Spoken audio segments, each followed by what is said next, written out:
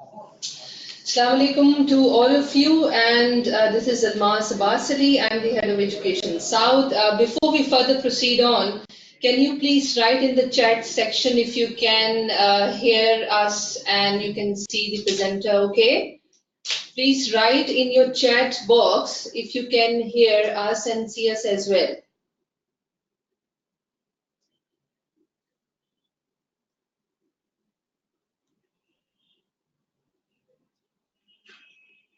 All right, thank you very much, Fatma and Zaman, for letting us know that you can hear us. So with this, I welcome you all again in the third webinar of the series of the SBL Bridging the Gap webinars, which are meant to be helping and supporting students who are studying the strategic business leader of the ACCA qualification.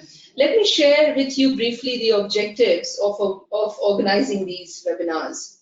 We know that the SBL is examined using a 100% integrated case study, examining across a breadth of the organization functions. The SBL examination mainly assesses the technical and professional skills of the potential leaders need to demonstrate in senior positions within organizations. Since SBL examination is a highly practical and most of the students in Pakistan may not be having the right practical exposure at the time of studying SBL.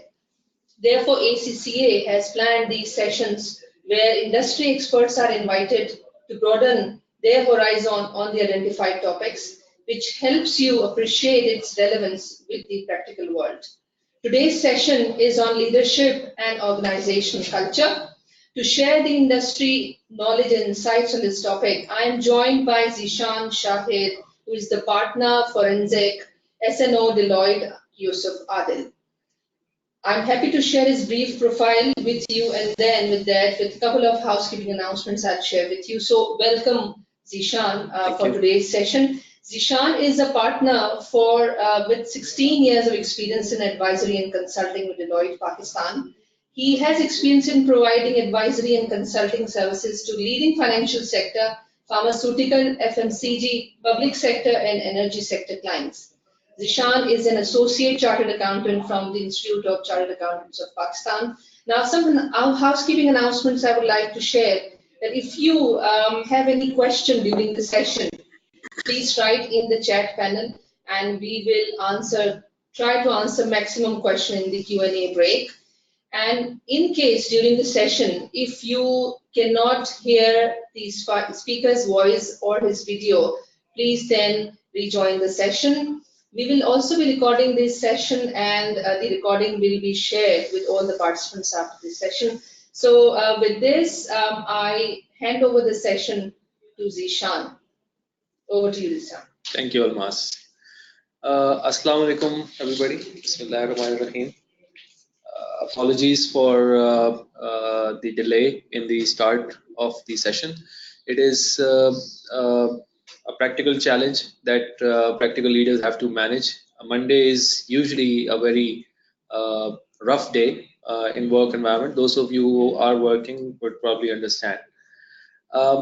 Without further much ado, I would like to initiate this slide deck that you might be seeing on your screen right now.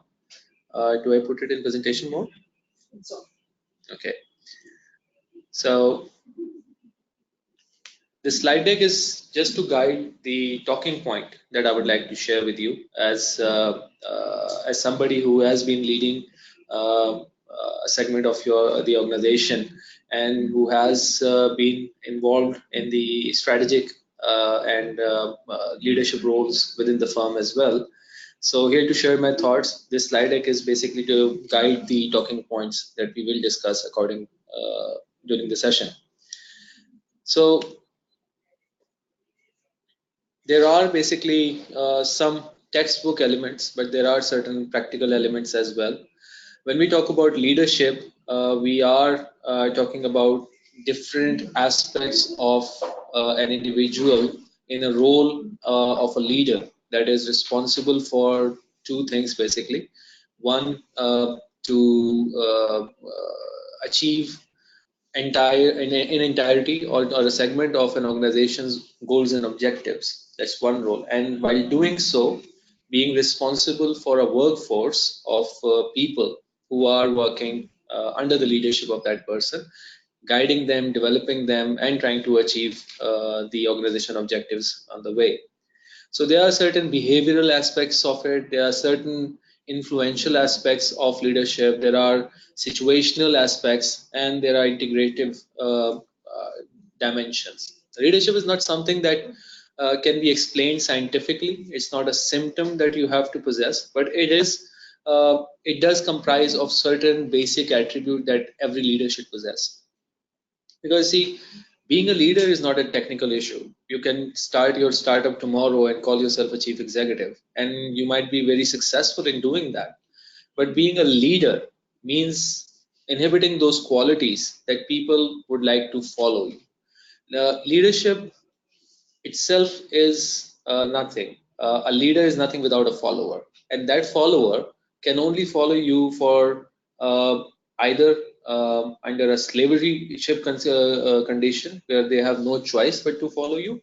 But a true leader is someone whose follower are following that person because of their trust in the leadership abilities, as well as their trust in the leader for having the best interest of the followers in heart. Now there are certain, leadership role. It's not just the head of the organization that is basically the leader. A leader can be found in very different tiers. I'll give you an example of, for example, Karachi Electric. You see those teams that actually go out there and serve us as consumers. And in that scenario, those teams are divided into a pyramid structure where there's a team leader, and then there are certain people who are supporting that team leader. So we have one aspect where at a very macro level, you have a team which has a leader and some followers. And on the organization wide level, you have top management. Now that top management, whether it is one person or it is a group of person that is running the organization, those are the leaders. Now their role is different. On the top of the organization, the role of the leader is to visualize future strategy, situate the organization, and obviously, if they are making any changes, they're developing the organization, then they have to be the first one to personify that change. So that's the high level leadership. But then you have middle level leadership as well. You've got middle managers whose role is twofold. One is to lead the teams that are working in their own areas. The other is to support the top management in achieving the organization objectives. You see, if you are a CEO of an organization and that organization has a staff of 50, 60 people, that's a very small organization. If your approach, you're not a lean organization, if your approach is to directly interact with the bottommost level, bypassing the middle management level, that does not inspire a lot of trust. Sometimes it is very acceptable to do so, but it does not inspire a lot of trust from the middle management because their authority is overridden. So middle managers have to be trusted to be leaders for their own teams and to be advisors to the top management. They are the buffer between the ground realities of the organization and the strategic moves that the top leadership is making. So they make sense of how to translate the broader future vision into actual achievable results on ground, and they have a very key role in taking feedback from the ground to the top management and taking guidance from the top management and implementing on the ground. So the middle tier is a very strong leadership tier in its own right. Now, core leadership skills. You see 5 boxes here, but those 5 boxes are not something that a leadership definition can be confined in. In real life, your leadership has a different, various diverse type of attribute that you can give to a leader.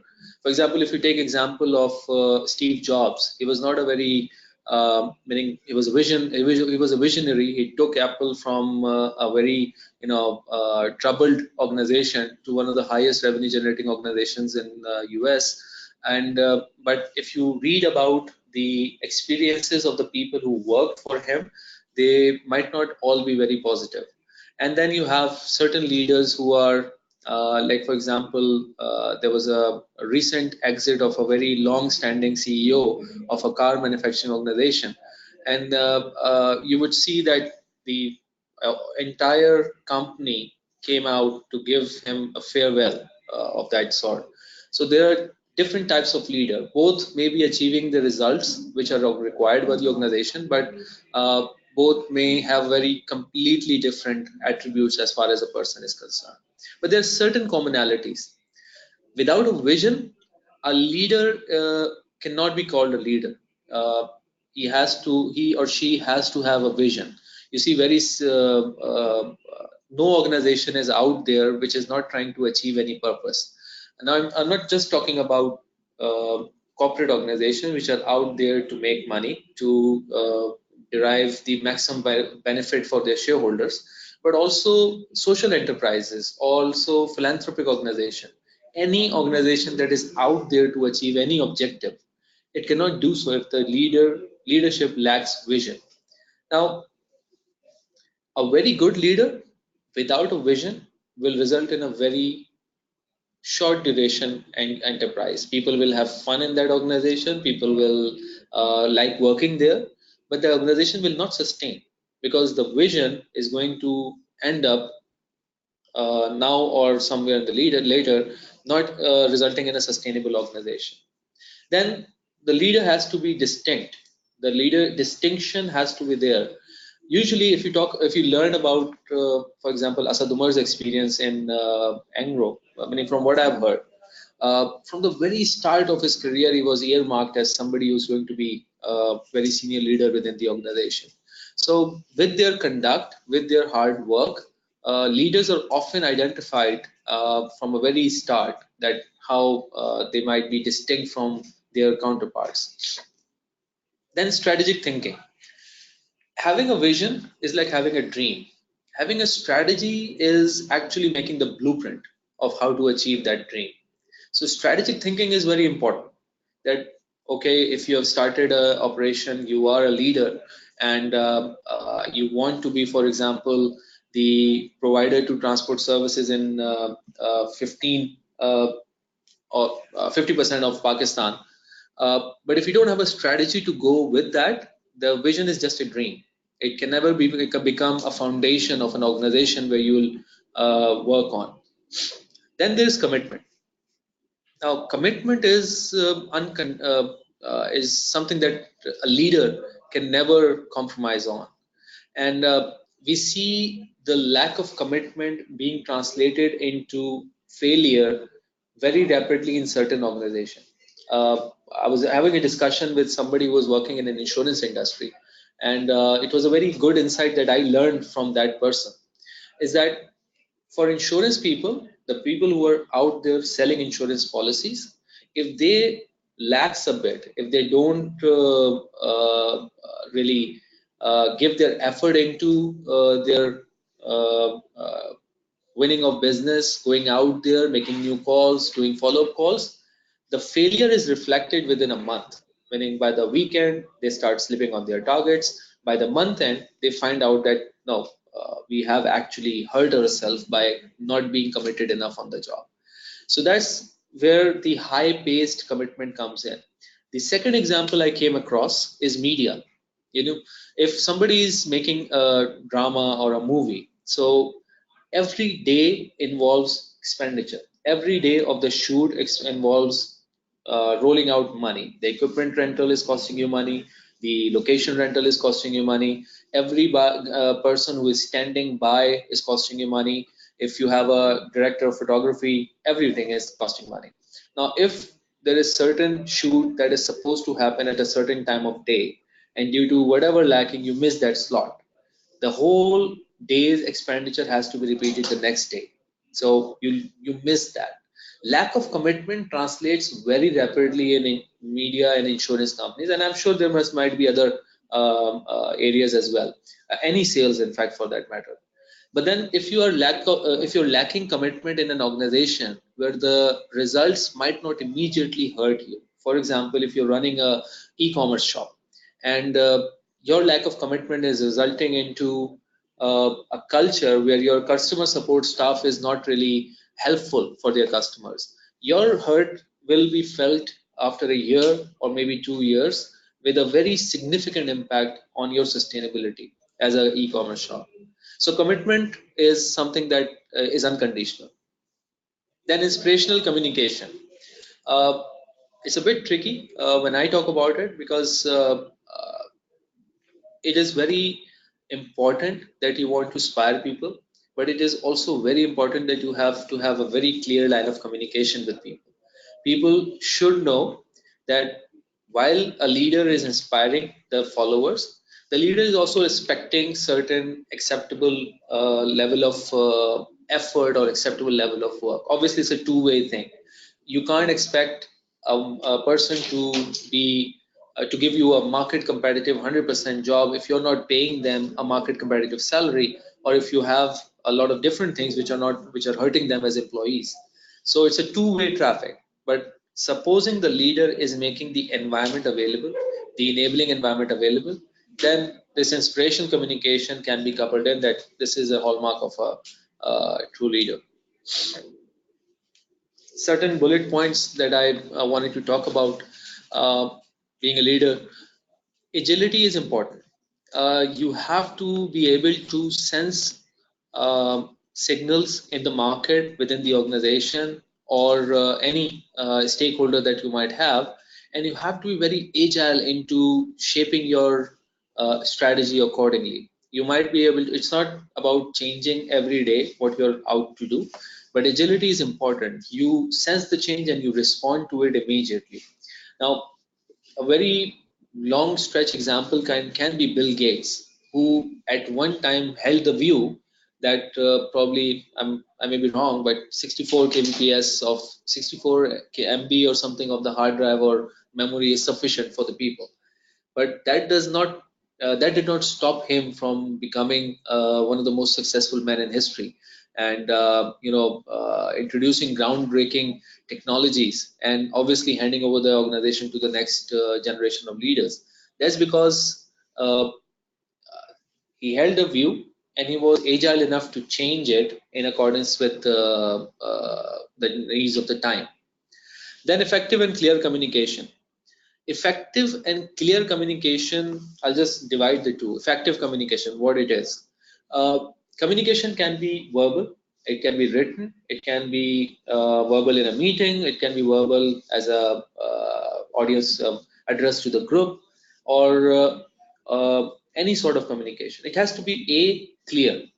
There should not be any vague messages. A leader with vague messaging is actually creating a lot of ambiguity within its followers, and this is something that every leader struggles with, and they have to be very upfront about any possible lack of clarity.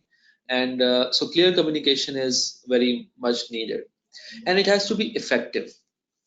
You see, if you're a leader and you are you believe in teamwork, and your strategy is that you are possibly you want to take everybody on board, you want to keep everybody informed about the decisions, you want to make sure that nobody is left behind.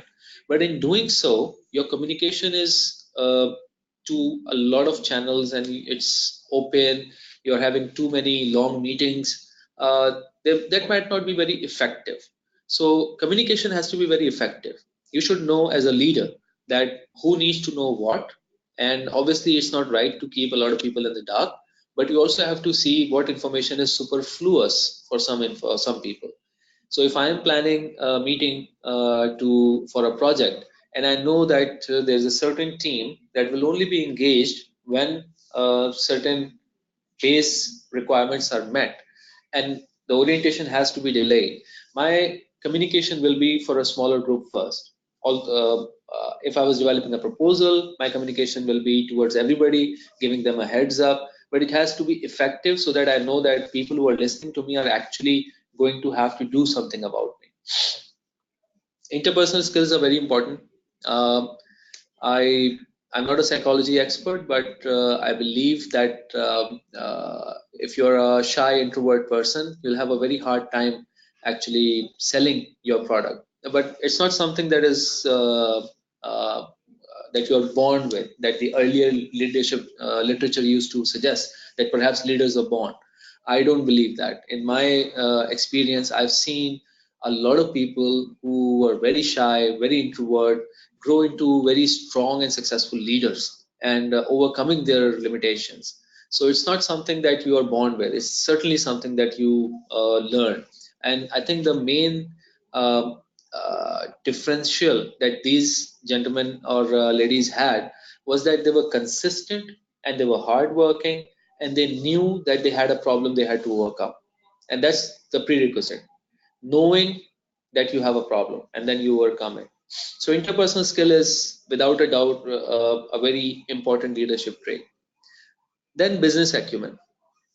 Business acumen means a sense of commercial realities of the world and also the commercial realities of your organization. Like, for example, if we take an example of the Citizen Foundation, that's it's a philanthropy organization. They are probably a Section 42 company, which in Pakistani legal terms means that they are not out to earn profit. They will raise money from different sources, and they are going to invest into the furtherance of the objective, which is to educate underprivileged children. So that in that context, the commercial acumen is not very necessary, but still the fundraising aspect requires a lot of significant level of commercial awareness, because your donors are obviously profit making companies. uh, but in leaders, in other areas where the organizational objective is obviously to earn profit for the shareholders, the people who are leading have to have a business acumen. They need to know that what their organization is selling and how who are the buyers of that product or service in the market, and what is the best way of reaching those segments. I know an example of a multinational corporation where the brand leader who was recently who was appointed, he ended up being a very senior person within the group on that side. But I heard about a success story that he was in charge of a product that the dhobis use on their dhobi guard, on their washing, where they wash clothes. And that person went on ground to the dhobi guards, understanding what they need and what is their acceptable cost structure, designing the product according to that. So that person's target audience was that particular dhobi, and you'll see a lot of such examples in the sales side and the marketing side in FMCG industry, or even in the pharmaceutical industry, where people are interacting, where people are very much aware of what the market needs, what the shopkeeper needs, and other areas where they're displaying their products. Then there's critical analysis. A leader has to have definitive decision making skills. I don't see it as a bullet point as well, maybe skip, but a leader has to be firm in decision making, number one. But they should be able to have, they be able to evaluate different options, different facts that are out there. So critical analysis is a must. A decision maker who is very robust but is not able to entertain different views or evaluate different facts of a situation is not a very successful leader. And there are certain things that go hand in hand with that. When you are critically analyzing, that means you need input from your subordinates as well. Subordinates, is my personal view, need to be sharper than you. And I think I've read some literature as well that the subordinates have to be smarter than the leader, so that they are better able to advise the leader that what is the right course of action to be taken.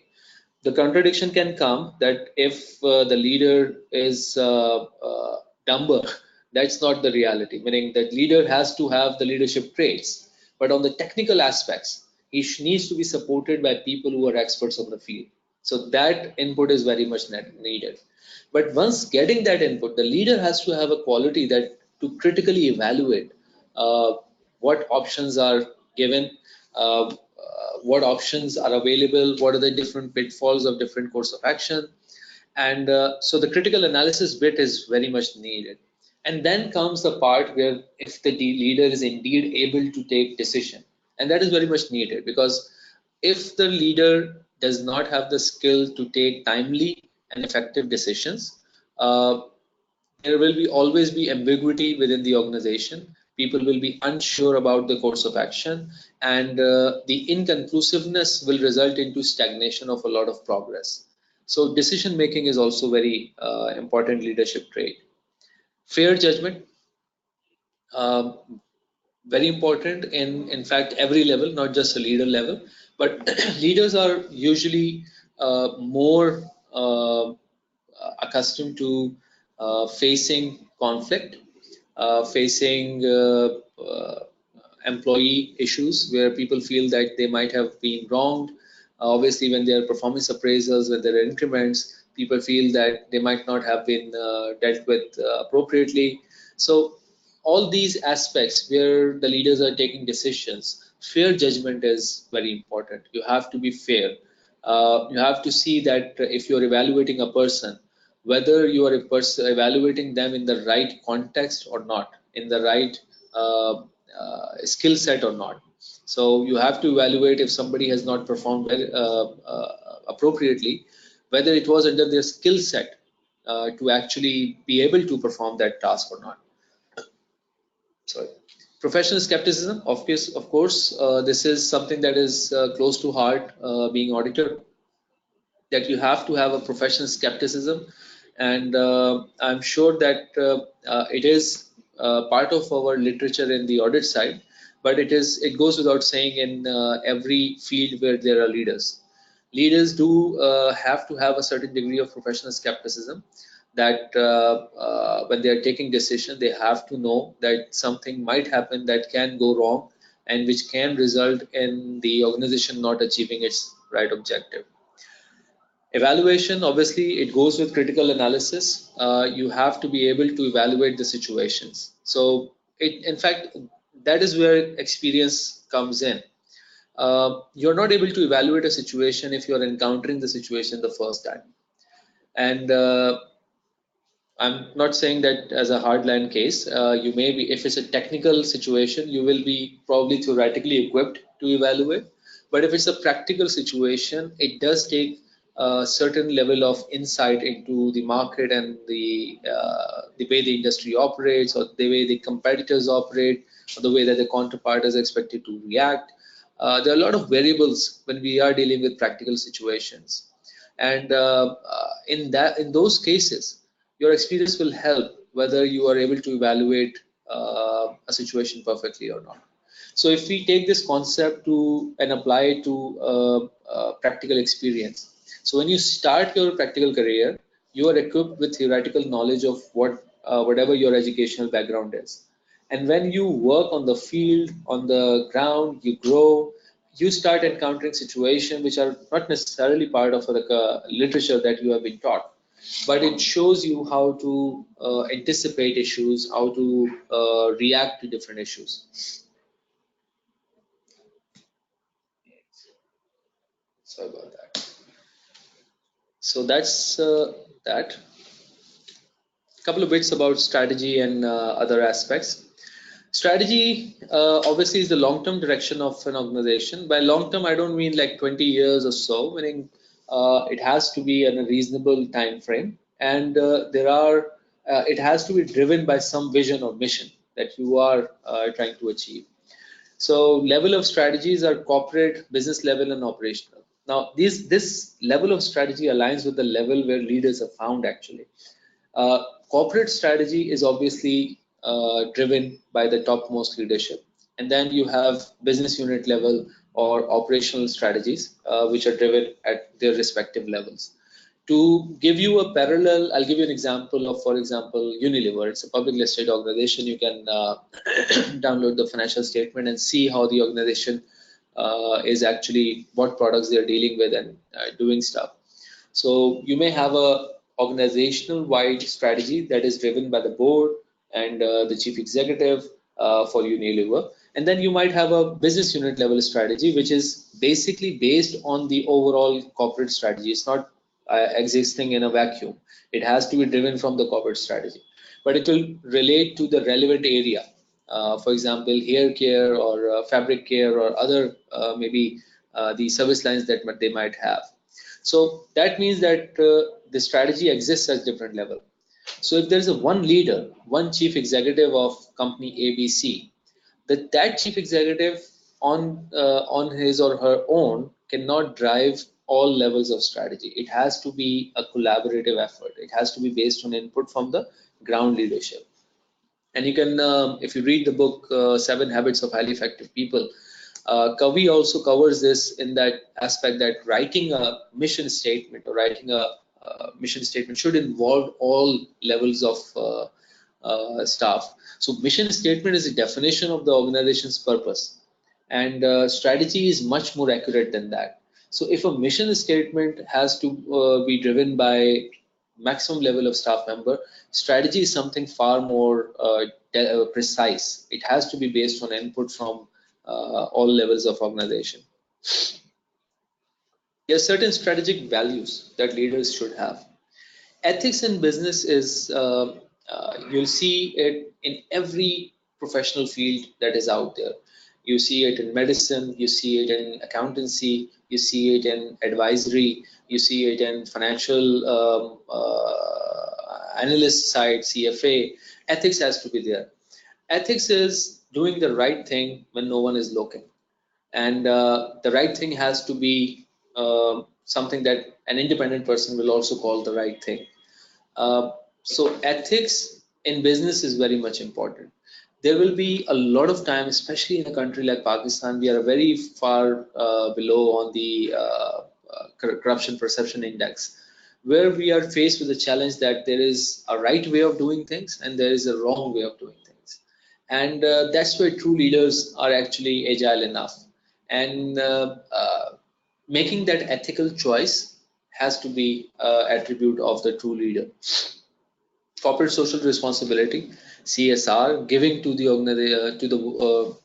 to the society that is giving you back, and to understand that aspect, you have to understand why CSR. CSR should not be a pat on our back that we went out and then we did an exercise where we spent a day at an orphanage or we spent a day at a beach cleaning or whatever. CSR has to be much more in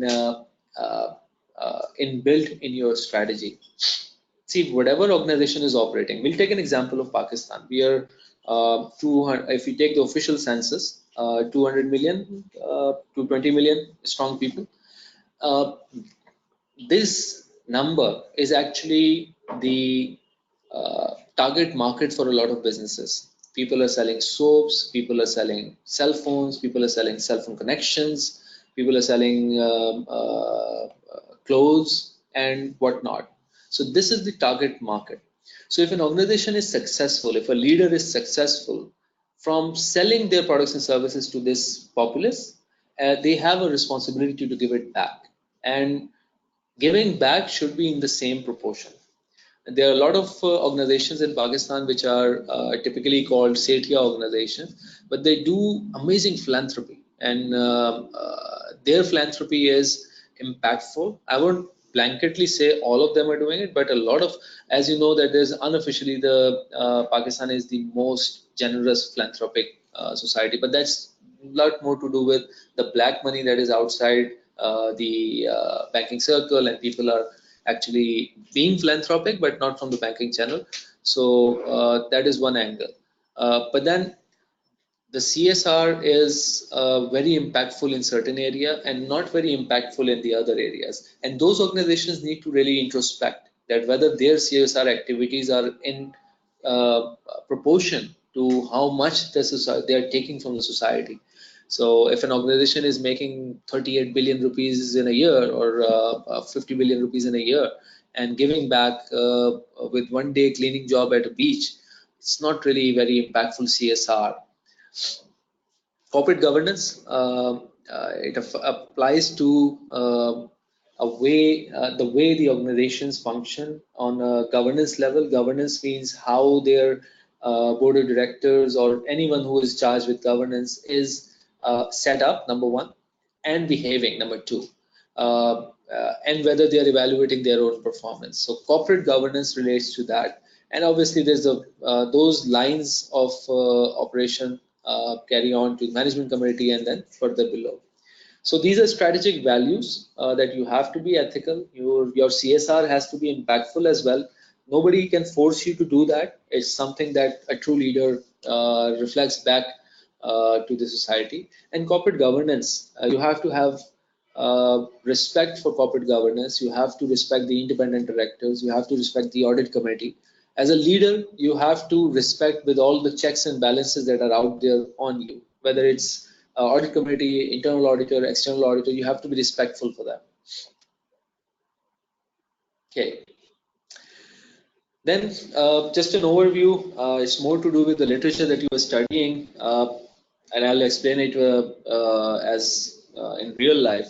The first aspect, what is strategic management? First aspect is the strategic position that an organization is taking.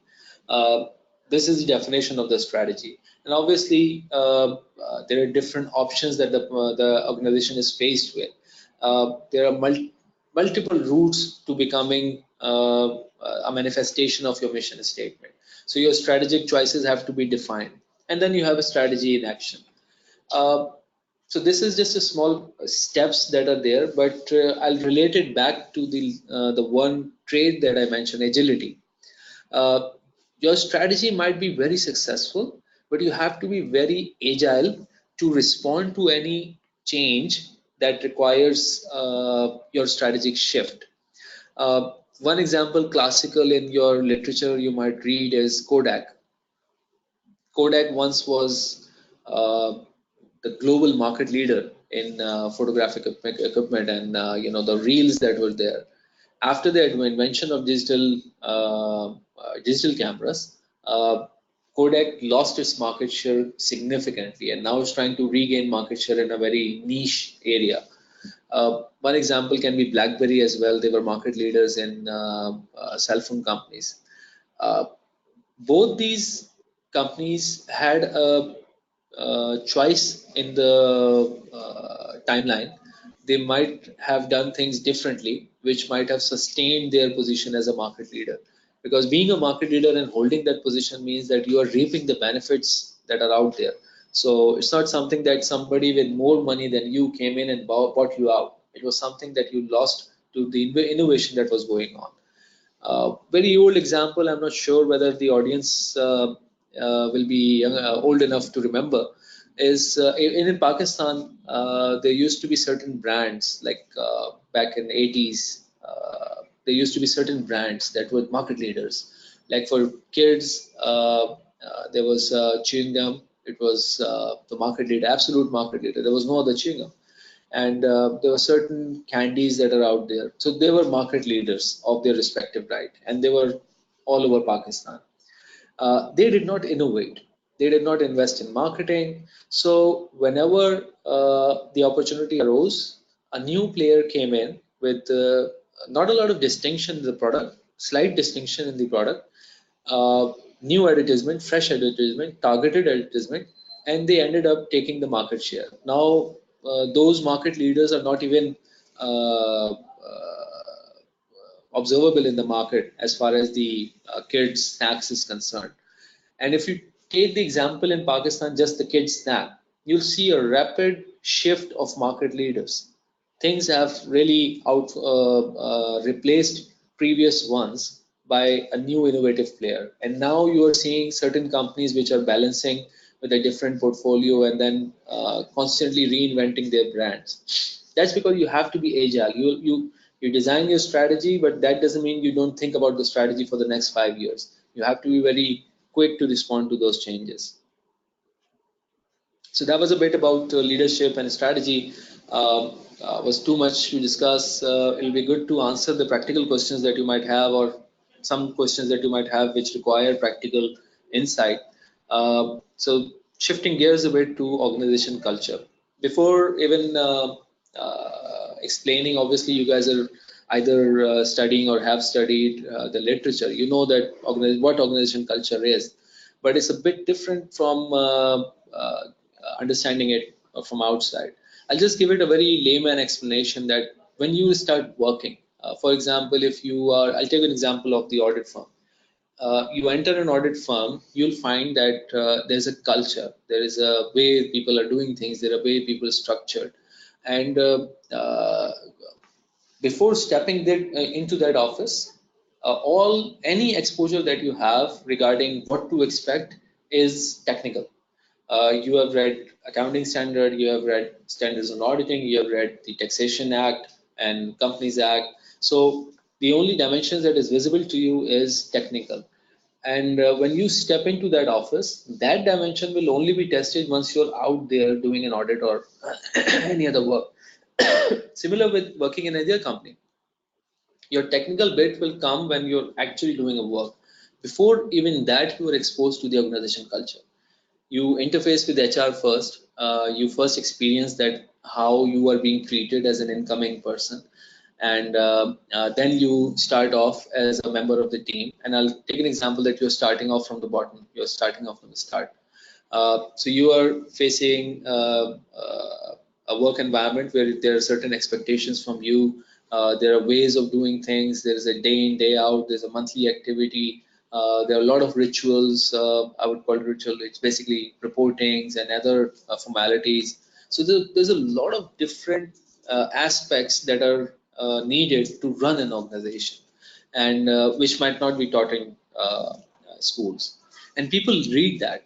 People do get up to speed on that. It's not something to scare you. Everybody, meaning people like you and me, are basically running these organizations. And this is what Steve Jobs also said, that your vision changes when you understand, if I recall correctly, that it's people just like you, people no different than yourself, were there out there changing the world. So that's the trust that is needed. So in the organization, a culture is the overall feel, overall total belief system, traditions that are shared, and this will vary. In an extreme example where you have an autocratic boss, very rough with the subordinates, the environment will be that of fear, intimidation, and lack of growth. People just working, and there are a lot of organizations like that. Trust me, people are just working there because they've got bills to pay. Meaning we can't just walk out of an organization because the boss is bad. It's a very tough situation that anybody has to deal with. On the other organization, you might come in and you see that it's chaos. You've got foosball tables, you've got table tennis tables and everything, but there's complete lack of clarity. People are not really processing things formally. Things are informal. Meetings are long. It's total dysfunctional culture. And in the middle of thing, you will find the maximum variety of organizations, which are basically driven by how the leaders have cultivated the culture. And a lot of organizations, including local organizations, do emphasize on a good working environment, a respectful culture, and a culture where everybody's professional objectives are met. So corporate culture is basically a system. It does drive from the tone at the top. That much I can say. The tone at the top matters for setting the organization culture. So corporate culture, it has to have certain key characteristics. Innovation has to be there. Innovation and risk taking should be encouraged, but it cannot be a blanket statement. There are some jobs which may not be suitable for risk taking. For example, if there's a complex engineering setup where you as a technical person are joining in, but if I take an example of accounting, uh, you join a firm where there's a documented audit approach which is there. There are compliance objectives that are being expected. There are quality review expectations for things. So risk taking and innovation, as far as it's not in line with the literature, is can be risky and can be discouraged. But keeping in that example, I'll share another example. If you go, for example, I audited an airline, and there was a challenge that you were sitting at the head office, and the organization has millions of tickets sold throughout the world every year. So, what is the perfect audit approach? So, when we studied it, came up with an approach. That innovation is very much appreciated. That if your approach is achieving the audit objectives, it is addressing the audit assertions, it will be appreciated as innovation. But other than that, you have to be very careful in certain areas where you're being innovative.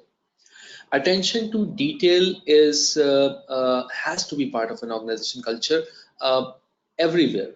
You see, if there is no culture of attention to details, there's a risk that you might do a job that is less than perfect, and in certain roles that cannot be acceptable. If you're working in a law firm, if you're working in an audit firm, if you're working in any other consultancy, your lack of attention to detail may mean that you end up delivering a less than acceptable level of product or service. Attention to detail in normal side, that if you are on the industry side, that means a difference between entering into a loss-making contract or entering into a proper commercial arrangement. So your attention to detail in every aspect is very important. Outcome oriented has to be, the organization culture is misguided if it's not outcome oriented. If people don't know that what is my expected level of output in a month, in a day, in a week, or in a year, the organization culture will be chaos. People will rely on the other people to be achieving the organizational objective with nobody having a very clear definition. Culture has to be people oriented. People cannot be secondary. People have to be first. I've seen very brave example of certain companies where they have put people first in front of customers. And if you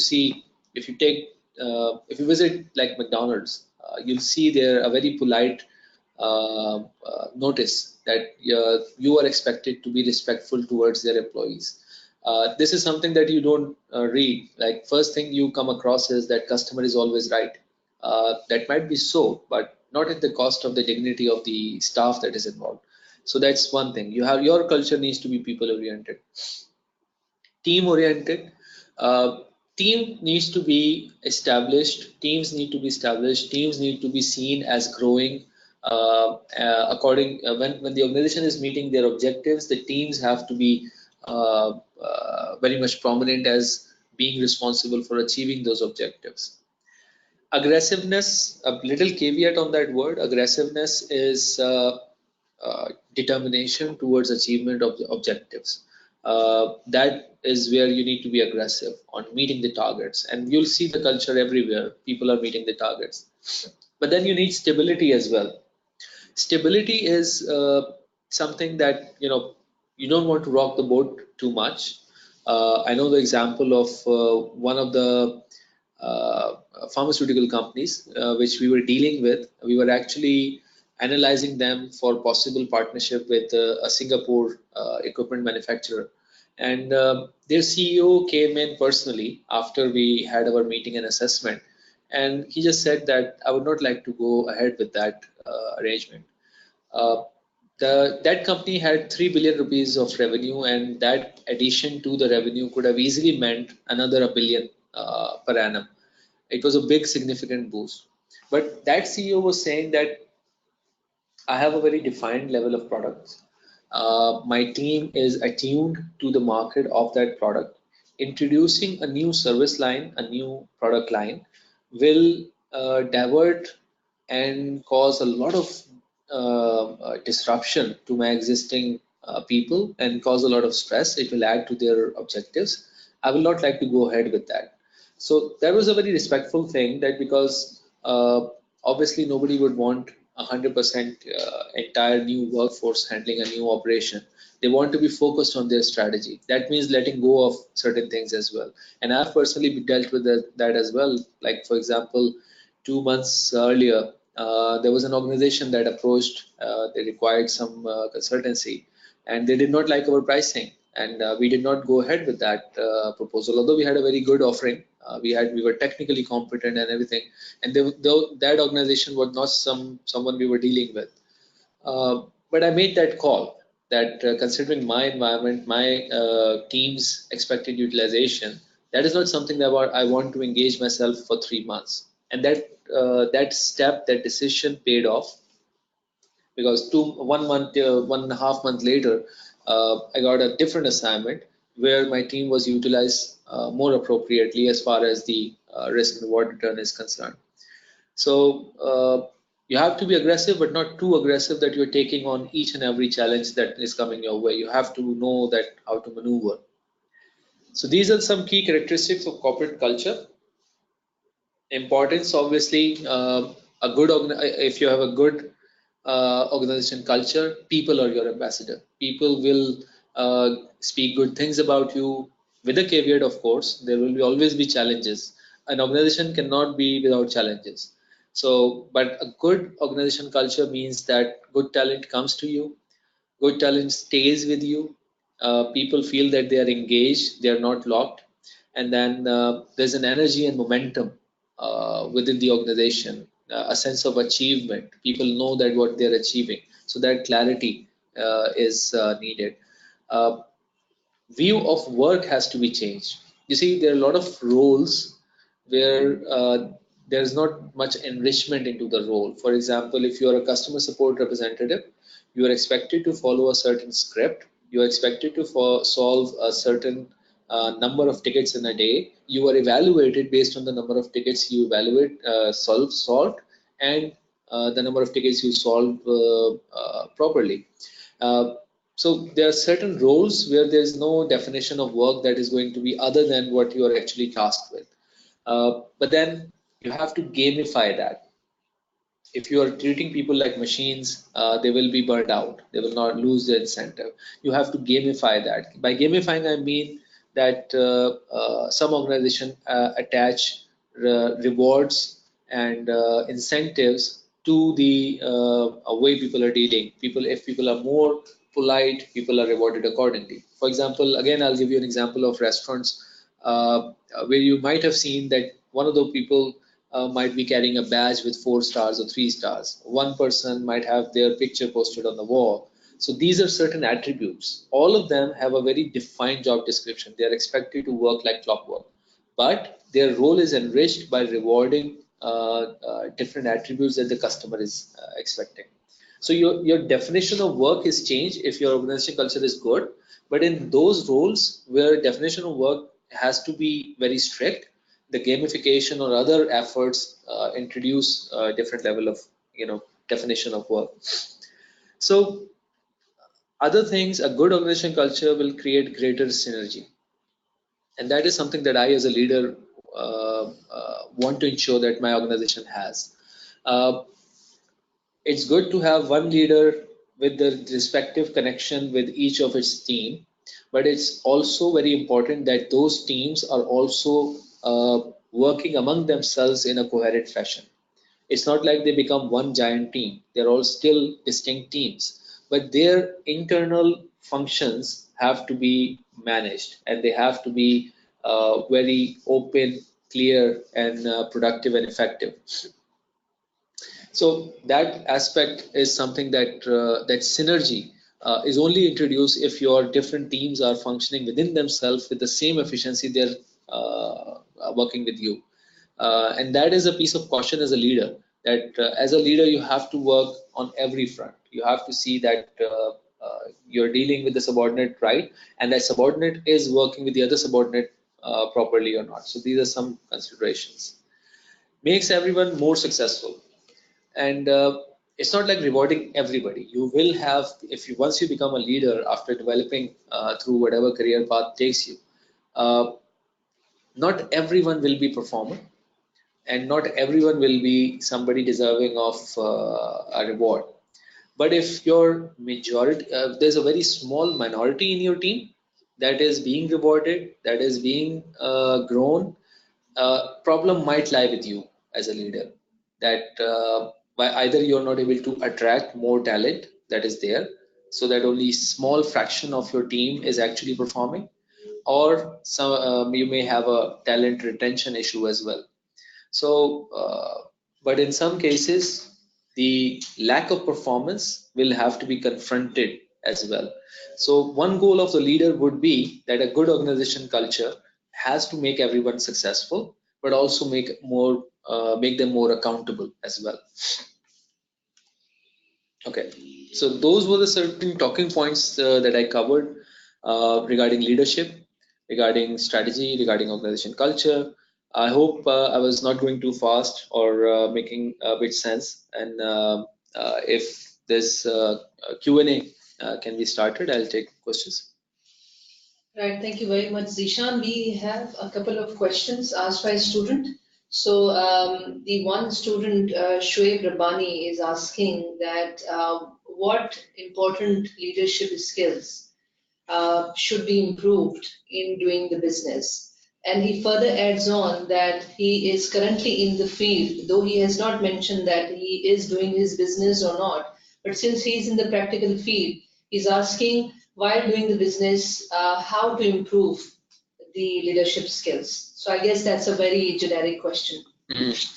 I'll try to be specific as far as my insight is concerned. You see, I say 16 years of experience, and I'm a fellow chartered accountant now. But on December 2002, I was also sitting in the audit hall, wondering what is going on and how things are going to be shaped up. So there has to be a start. The way I would, my insight is, and what I've practically implemented, and what I've seen other people commonly achieve, is that at the start of your career, when you are part of a growing, you're starting up, you have started up, and you are part of a team. You might have 5 people, 10 people, 20 people like you working over there. And at that moment, that is not the time where you don't think about leadership.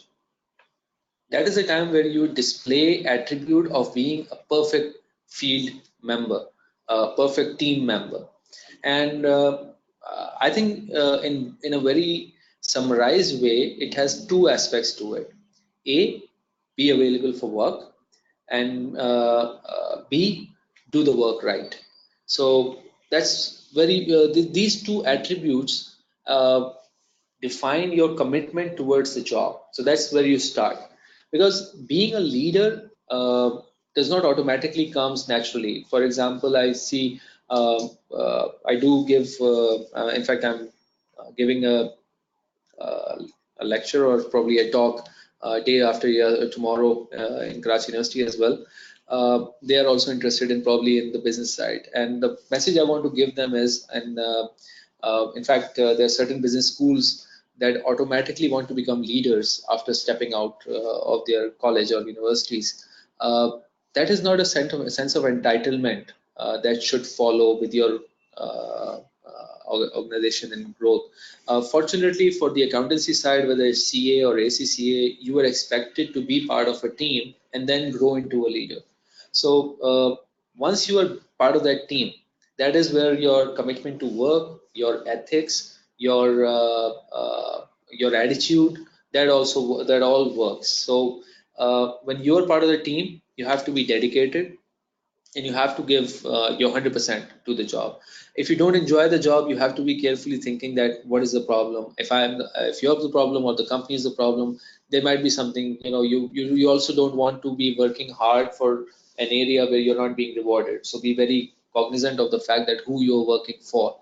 But other than that, it's just doing your job to the best extent possible, and constantly learning from people, from information that is out there, and the organization. So these are the fundamental traits where you will be technically and practically equipped to call anybody a leader. And then comes the people part. Once you know how to do the job, and then you have to take a step back and let somebody else do that job. That's where you manage the people. And some of the traits that I said, when you're dealing with people, you have to give clear instructions, you have to give clear expectations, you have to give clear idea about the timeline of doing some tasks, you have to be very upfront and candid about feedback. Don't sabotage your superiors, subordinates, don't sabotage them with vague instruction, watching them fail and then making them accountable. That happens a lot in sales side and everything, where leaders are sabotaging their subordinates. So don't do that. If you are technically sound, you know how to do that person's job, but then your people skill should kick in. That I have two responsibilities: A, to the objective that this guy is performing or girl is performing, and B, towards the betterment of that guy or girl. So those people have to grow as well. So leadership skill is primarily know your job or subordinate's job, and B, then be a good people leader on that side. And obviously, some of the traits that I said, you have to keep your eyes and ears open. What is going on in the society? What is going on in the country? We don't live in a vacuum. A good leader, in the very broad sense of the term, that you might one day lead your company, you might become a CEO. That would not just come from being a very good executionary. That would come from your insight on what is going on around in the world that affects you and everybody else in it. Thank you, Zeeshan. We have Fatma Zulfikar, who is asking that currently she's working in the Middle East in the healthcare organization. Okay. And she's asking that how she can actually improve the organization culture where she feels that the people are resistant for change. It's a very good question. There are two problems, Fatma, with this question. A, this session is recorded. So I sympathize with your experience. I'm sorry. Unfortunately, and I don't know, I do deal with a lot of Middle Eastern organizations. Uh, uh, I've worked in Middle East a long time back. Maybe things have changed now, but I worked in the Middle East, and I know about the cultural challenges and the practical challenges that are out there. I hope that the new generation of leaders in the Middle East organizations is learning about the value of human talent and value of organizational culture than their predecessors, because obviously every generation, I would not keep Pakistan as an exception to it. Pakistan had gone through, I would say, 2-3 generations of work cultures. The first generation work culture was actually building up the country. Those guys were unbelievably dedicated. They were working with a fraction of the resources that are currently available to the most mediocre organization right now, but they were introducing excellence in their work. The second generation came in, who was a bit in the middle of both. The third generation is now coming in, which is now faced with a very rapidly changing global scenario.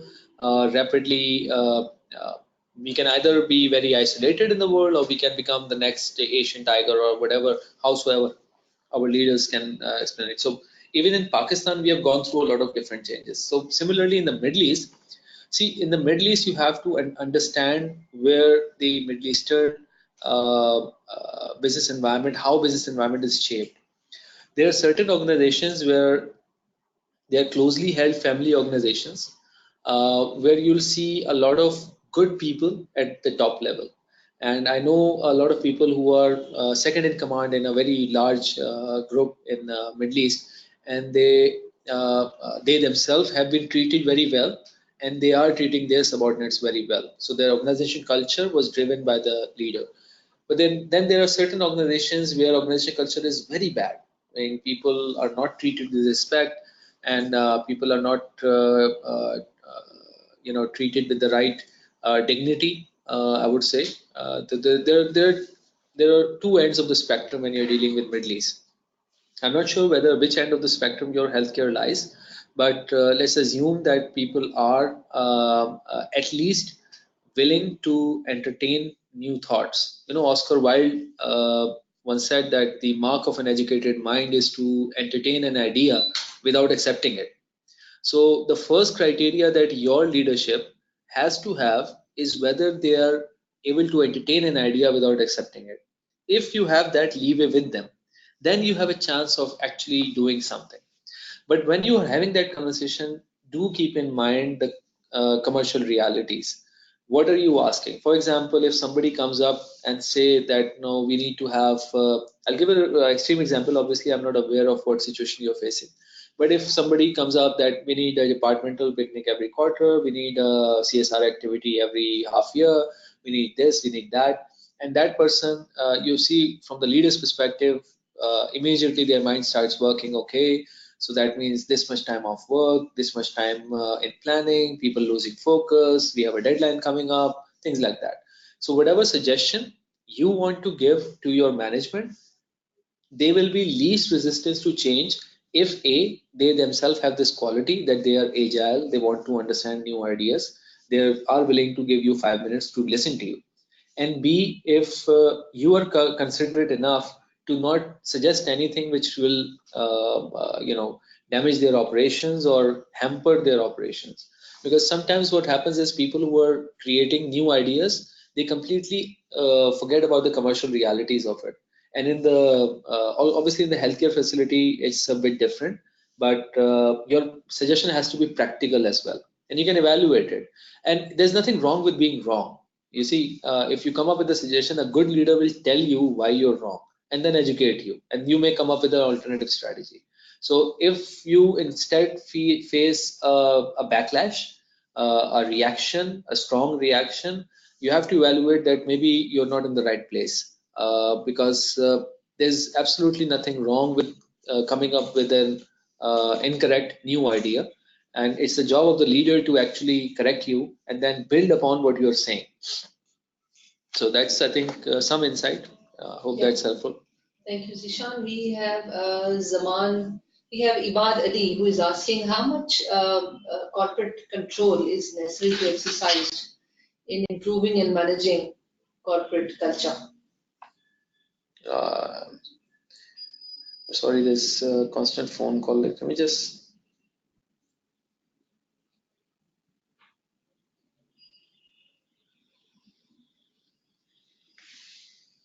Sorry. So, right, Ibad Ali is asking how much is the corporate control necessary to exercise in improving and managing corporate culture? I didn't understand the question. How much? I think he wants you to quantify how much of the corporate control is necessary to exercise in bringing the improvement and managing corporate culture. It's again Okay. a bit vague, Okay. but it's very generic. What you're trying to refer to, and I'll give you some pointers about further research. See, there's a book. I'm forgetting the name. It's about organizational politics, something like that. And you see, when I say organizational politics, I don't mean it in a bad way. Every organization has a power structure, and some people are more influential. I'll take my example for it. Uh, Even before I became a manager, even before when I was I'm a partner now, but even before I became even a manager, there was a certain level of freedom I had, which probably some of my counterparts did not have. There was some aspects where I knew that my superiors were considering my opinions differently because I was adding different level of value. It's not like I was the only one adding value. I was not the only one. There were a couple of different people who were awarded as such. So there were certain people whose opinion mattered, and that happens in every organization. Uh, uh, there are people on whom the leaders have more reliance in, possibly because they have stood by them in tough times. They have added value through some organization, some input or the other. So it's not an algebraic equation where I give you that 60% of your voting power or 60% of your power will translate into something.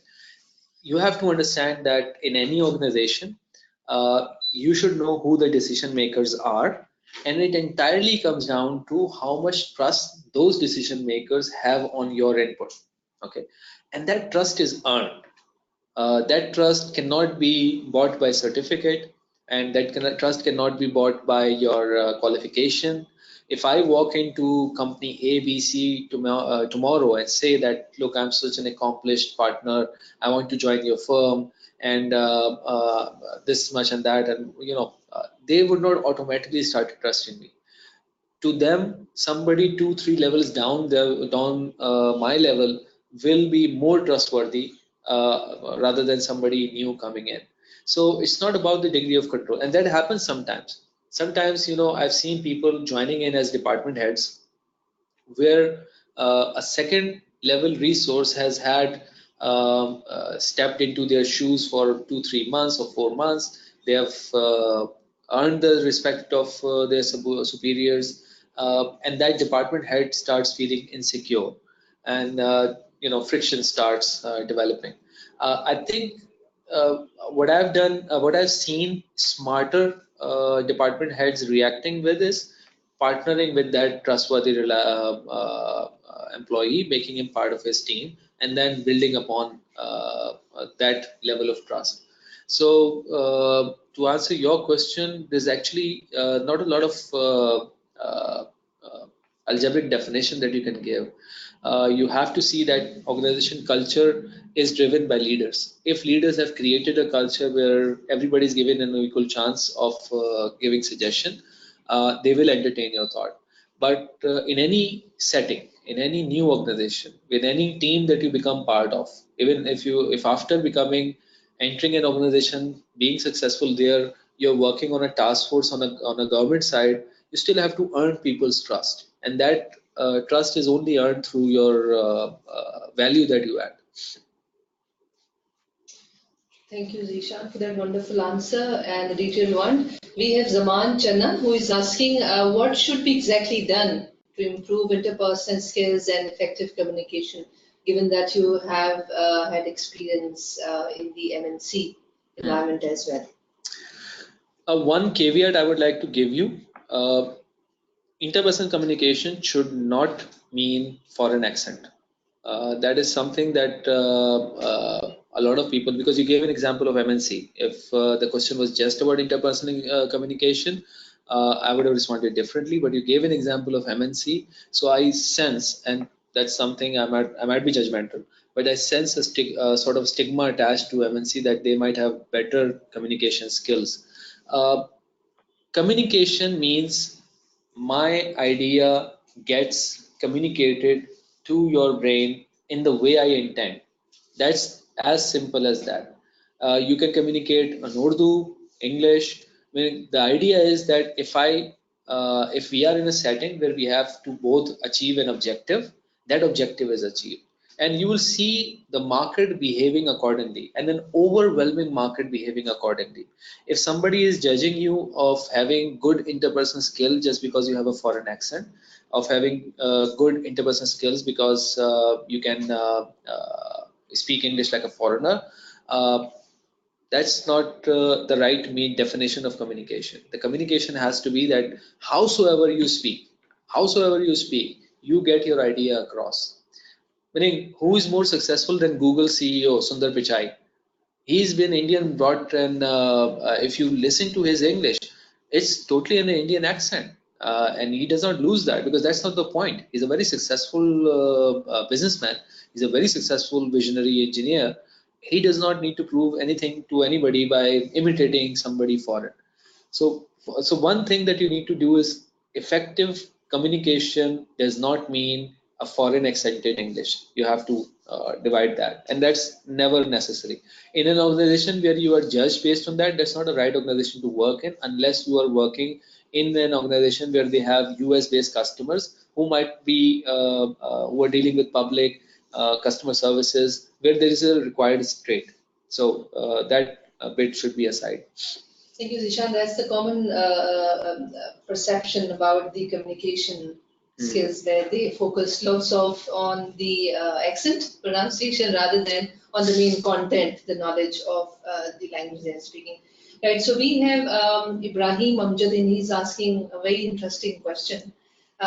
He goes in asking, what is the daily set of challenges you face in your duties as a leader in Big Four firm? And I think with that, I would also add on, which we were talking about earlier, that on a daily basis, what set of skills you exhibit and what exactly you have been doing in order to improve your leadership skills. Okay. I'll take it sequentially. That's one of the skills that I have to exhibit, is to componentize different challenges and then respond accordingly. The first task is that what are the different challenges that I face on a daily basis? That's the first question. Obviously, you see, we are an professional services firm. I handle forensics, consulting, and risk advisory of financial institution. Uh, at the heart of it, we are a firm that is out there to provide services to the market in consideration of remuneration. So we have to very understand what is our role in society. Just like, for example, Zong is or Mobiling is selling telecommunication products. We are selling professional services. So it's a business. So all the firms that you see, we are a business that we are operating in. As part of as a partner in that firm, I am one of the businessmen who is responsible for the operation. So the first challenge that I face on a daily basis is business. That are my targets okay? Am I going on the right track? Am I taking in the right work? So that's the first challenge. That do I have the right amount of work to keep all my team engaged? Uh, and if my targets are met. But that doesn't mean that I overdo it. So the other challenge that I have is that I have to balance the need to take in more work and the need to manage staff burnout. I have a different service line. A lot of people manage their department differently. They have their probably AMs working on 6 to 7 jobs at a time. In my line of work, we cannot afford that. I need my assistant manager very focused on the challenge, because we are dealing with practical challenges. We want to advise companies that how to solve their problems. So I can't do that if my manager is split into 4 different directions at a time. So my challenge is A, do I have the right amount of business? And B, have I set up a pipeline very accurately so that none of my staff member will unnecessarily get burn out? I would say unnecessarily, because I also wanted to say that we don't work weekend, but this weekend we worked. So I would be a hypocrite if I advise anybody that we don't work weekend. We have worked weekends sometimes. So my challenges are first and foremost business and people. It goes hand in hand. If I'm professional services firm, I cannot deliver quality service if I don't have the right people, and if I have the right people, I'm not managing them perfectly. So that's the main challenge. Other than that, obviously, the challenges can be task oriented, they're industry oriented. uh, uh, every quarter or every half year, I may be faced with a challenge that the market needs a new products, needs a new solution. Am I responding to that need or not? So these are the 2 main challenges. Other than that, there are 29, 30 different things that are on your mind. You're managing that. Uh, Now coming to Almas, your question about skill set that I need to exhibit. Uh, you see, what I need to exhibit means what people who are observing me can see and can gauge me against. First is obviously a sense of control over how things are moving, and that's something I do struggle with. I have to control my day and my week, that if I'm achieving all the target objectives of the day or week or not. So that's one thing that I have to exhibit, that my targets of a day are being achieved and I'm on a proper track, that my clients' expectations are being delivered. And I have to appear firm and quick in decision making. So every day there'll be some challenges, some new business development, some new trajectory that the engagement is taking, where I have to take decisions. Obviously, it's an educated decision. It's not something me. And although my team is very much attuned to my requirements now, but even from a very early stage, when I was a supervisor or an assistant manager, I never used to give full guidance. I always used to say to my subordinate that come with a question and your insight on what could be the answer, and then we'll talk. Because otherwise, there's no exchange of ideas. There's actually me telling you what to do, and that's something that I don't want. So one thing that I unconditionally want, I do exhibit decision making, exhibit technical competence, and obviously exhibit need as a learner. In the professional services side, and in fact, I have a disagreement with people who want to give a false impression of being a master of all. You don't want to. The very key characteristic of that you need to exhibit is that you're willing to learn new things. That's one thing. And then once you're learning, your subordinate is also learning, and they are having a very meaningful interaction with you. Other than that, with the decision making side, you have to be appearing in control, even when the day is going crazy. If you know that you're falling apart, that's not something that you can show. Do you have to struggle with? I'm very there are certain situations where you react strongly, but the leader has to a appear to be in control and then be actually in control.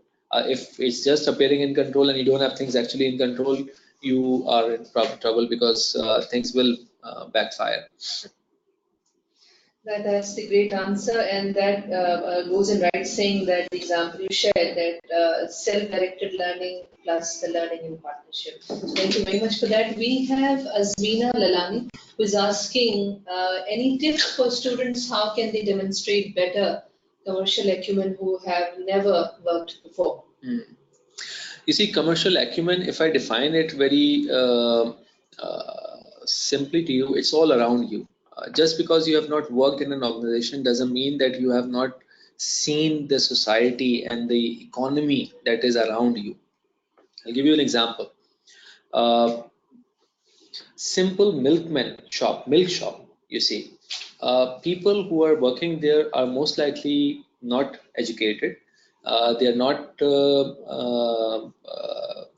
sophisticated. They are not qualified graduates from universities, or just in the milk shop, or any even the smallest fruit vendors. They are not very educated people, but you'll see them managing their accounts, or managing their day-to-day ins and outs very perfectly. They are in command of what is coming in, what is going out, how much they are, how to present their product.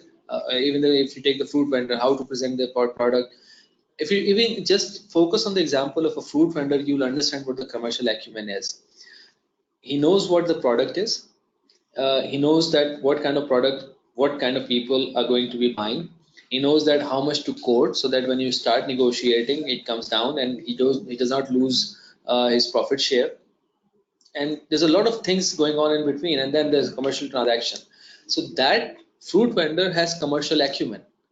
If somebody who does not exhibit any of those characteristics, does not present his product properly on the stall, does not negotiate effectively with you as a customer, does not accurately deal in the financial transaction aspect of the transaction, that will be a very failure of a fruit vendor. That fruit vendor is exhibiting all the characteristics of commercial acumen. Okay, and you can take this example, put it to anywhere, anything around you. Your parents are working, or somebody else is working. What is actually they're doing? If somebody is working in an insurance organization, that insurance organization, you have to just in your mind think about what is the purpose of that organization. If you're talking about EFU, they are selling insurance, so that everything works around that. If you're talking about, for example, Mitchell's, they're a food product business, the commercial acumen. So you have to think about what the things are. So when you go to any organization for an interview, you should have a very clear idea what that organization is doing. You should not just think about their name. You should know that what they are doing, and try to understand that what they might be doing. Like for example, in if you go to a pharmaceutical company, you should not only know that they sell medicines. You should think in your mind that they sell medicine to the shop near your home, while it is being manufactured in West Wharf or site area, and there's a whole system when this manufactured product is reaching that location. So you have to think about that. It's not it's okay if you don't understand it, but it's absolutely vital to know that the commercial acumen means the customer is here, the distributor is here, the production is here, something is happening in between where things are actually reaching their right area. And you see, I think every day your bread is on the shop near you. So that supply chain aspect, you have to just think about those details that if you're going to an organization, you should know what the business is, how it might be working. That will be your commercial acumen. Thank you, Zeeshan. This was the last question Okay. we received. And before we conclude today's webinar, if you would like to share any words of wisdoms, you kept on sharing throughout the session though, but in the end, if you have any pointers left to share with the students. Well, there's one statement that I used to be very irritated with when I was a student, but it's unfortunately it's very true. Is that there is no substitute to hard work, and it sounds very bookish, but I've learned it the hard way, and there's absolutely no shortcut to hard work. You might become a very good leader in a very short span of time, but you might not be sustained as a good leader if you have reached there with anything other than hard work. So, from students' perspective, I would say that don't focus on becoming a leader overnight. Uh, you have to become whatever the field you're operating in. There's a I'm forgetting there's a religious quote as well that whatever you do, try to achieve excellence. That's one message that I would like to give you, and that excellence is achieved by hard work and constant learning. Thank you very much, Zeeshan, for the brilliant set of advices, admonishments you have delivered through today's session. And with that, we would like to formally conclude today's webinar. And those of you who are going to attempt the SVL exam in December 19 session, so we wish you all the best for the greater success. And we will be sharing the recording of today's webinar with all of you via email. So wish you all the best in your exams and careers in your life. Thank you very much. Take care. Allah Hafiz. Thank you.